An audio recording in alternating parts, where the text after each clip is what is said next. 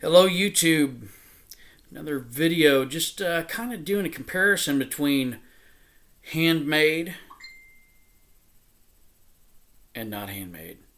Handmade versus production. Production knives, if it wasn't for buck and we could say cold steel, we could say old timer Uncle Henry. I mean, there have been many brands in the past and still are today, and even more to come. And production knives are nice to have because you get a good one, and that's great. That's kind of the problem at times is, why should I pay several $100s versus several tens of dollars for a knife?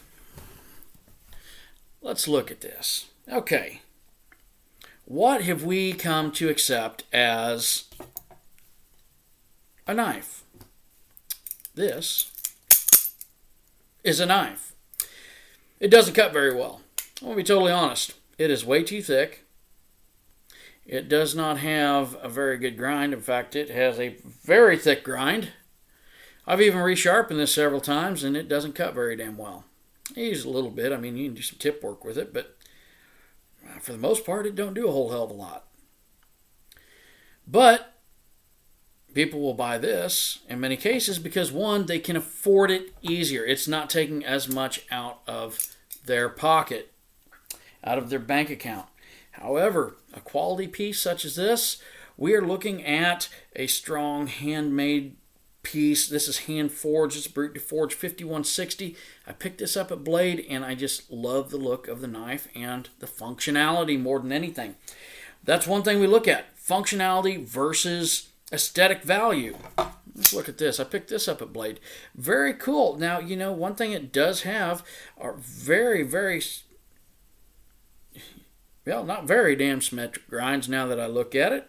But what we do come to believe what is standard in a knife is, we look at this grind here that really don't amount to a whole lot. Now, this is a thinner blade, and this one doesn't work too bad.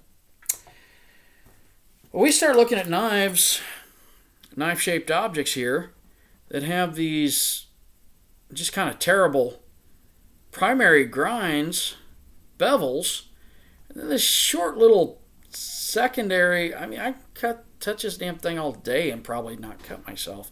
And this has been sharpened many times. And frankly, I can sharpen a damn knife. This is not very good steel. This is good steel. This is properly heat treated. This is durable. This is going to last a lifetime, properly cared for. This is eventually going to end up at a rummage sale for about $1.50 and on a table with some other junk knives. But the fact is, this is kind of good for sticking, and I bet if I put enough pressure, this will bend and stay bent. Not a good heat treat. Will it cut? A little bit. Not very well.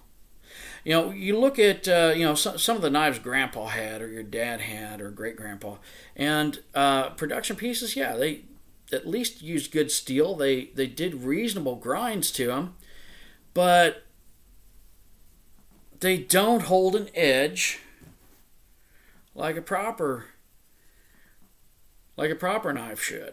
Okay? Now, a proper knife, a knife, whether it's made by stock removal or forging, whether that be hand forged or drop forged, properly made knife should have a durable edge. It should retain its edge. Viking Steve, he's been in several of my videos. He was actually one of my first apprentices. I remember he was taking 1/8 inch 1095 and, just grinding out profiles, heat treating them, handling them, and selling them, and people skinning 3 deer with them without having to resharpen it. There's one, I think he'd even double quenched, that the owner had skinned 7 deer that season and didn't have to resharpen the blade. That's pretty good performance. That's excellent performance. Something to strive for. It's a good grind. It's a good heat treat. You take a knife like this doesn't do too bad for a pocket knife. It's about a $30 to $50 piece. Picked it up at Blade D2. G10 scales. I hate the pocket clip. It doesn't work. It's too damn stiff. But you know what? What does this have that we say, okay, that's what a knife is supposed to have?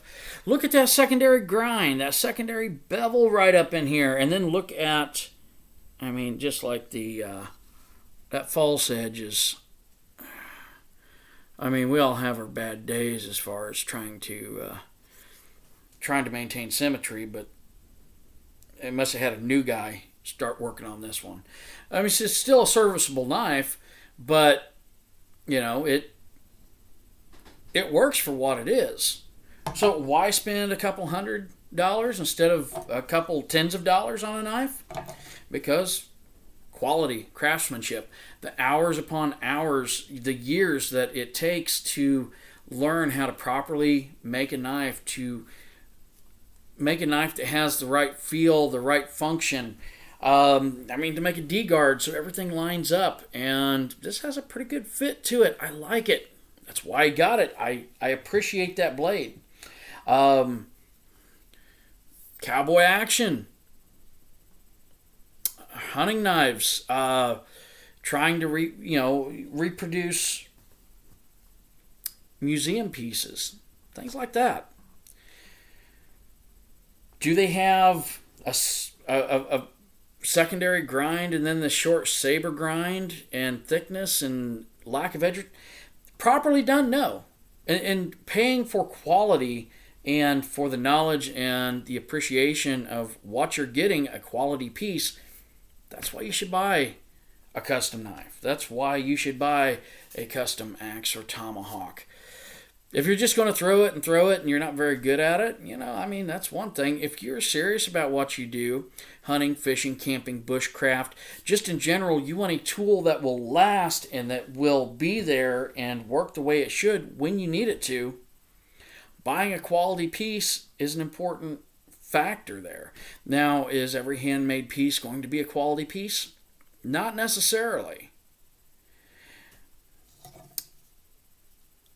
Is every production piece going to be a quality piece? What quality are you looking for?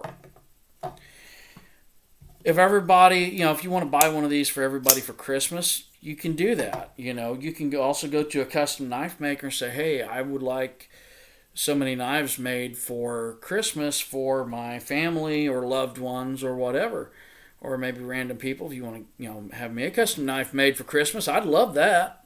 But when it comes down to it, the time, the thought, and a lot of times people are saying, well, you're basing this off of not necessarily monetary, but more of a sentimental value.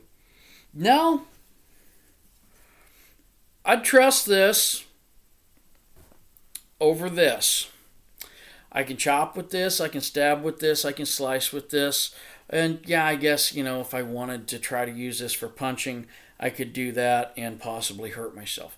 Probably not going to do that. This over this. Even as a defensive piece, I'm going to take this over this.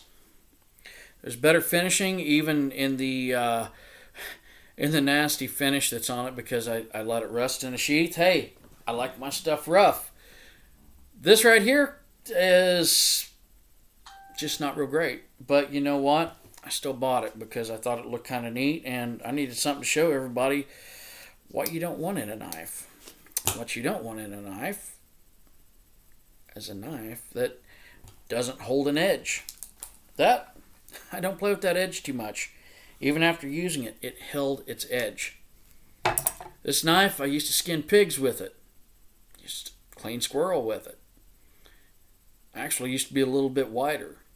It doesn't have the edge retention that it needs, that I would want in, a knife that I would rely on. So I'm going to hop off here. I hope that gave you a little bit of insight about just because we say this is the knife you need to buy, there are other qualities and other factors that handmade, individually produced pieces possess that this doesn't.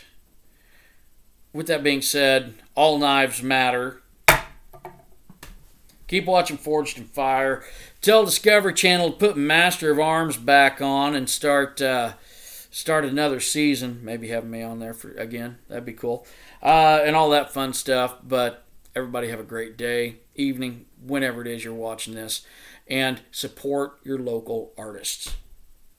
Because that's really what it is. Art is producing something that, someone else can appreciate. And that is art right there. I really appreciate that knife. I'm going to make something like that. Everybody have a great day.